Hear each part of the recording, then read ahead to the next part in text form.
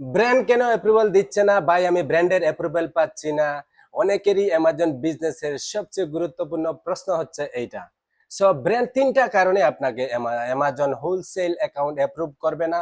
তার প্রথম কারণ হচ্ছে আপনি যখন ব্র্যান্ডকে আপনার এলএলসি ডকুমেন্টস দিবেন, আপনার সেই এলএলসি ডকুমেন্টস অ্যাক্টিভ আছে কিনা, লাইক আপনার এলএলসি অ্যাক্টিভ আছে কিনা, আপনার রিসেল সার্টিফিকেট অ্যাক্টিভ আছে কিনা, সেগুলা ব্র্যান্ড চেক করবে। যদি অ্যাক্টিভ না থাকে তাহলে কিন্তু আপনাকে ব্র্যান্ড অ্যাপ্রুভাল দিবে না। নাম্বার টু, সেটা হচ্ছে এলএলসির অ্যাড্রেসের সাথে আপনার রিসেল সার্টিফিকেটের অ্যাড্রেসের হুবহু মিল থাকতে হবে। যদি হুবহু মিল না থাকে তাহলে ব্র্যান্ড আপনাকে অ্যাপ্রুভাল দিবে না।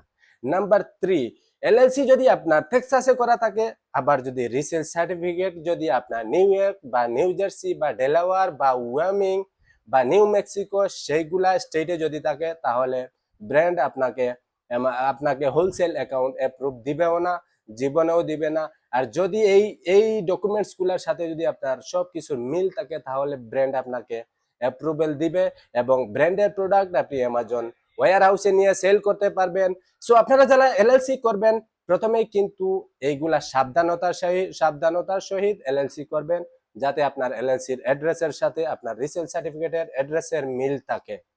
তারপর আপনার এলএলসি এবং আপনার রিসেল সার্টিফিকেট অ্যাক্টিভ আছে কি না, তারপর আপনার এলএলসির স্টেটের সাথে আপনার রিসেল সার্টিফিকেটের স্টেটের মিল আছে কিনা। যদি এগুলার মিল না থাকে তাহলে জীবনেও ব্র্যান্ড আপনাকে অ্যাপ্রুভাল দিবে না এবং ব্র্যান্ডের কাছ থেকে প্রোডাক্ট হোলসেলে নিয়ে রিসেলও করতে পারবেন না।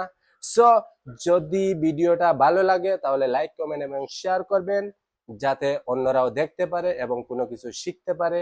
So see you in the next video.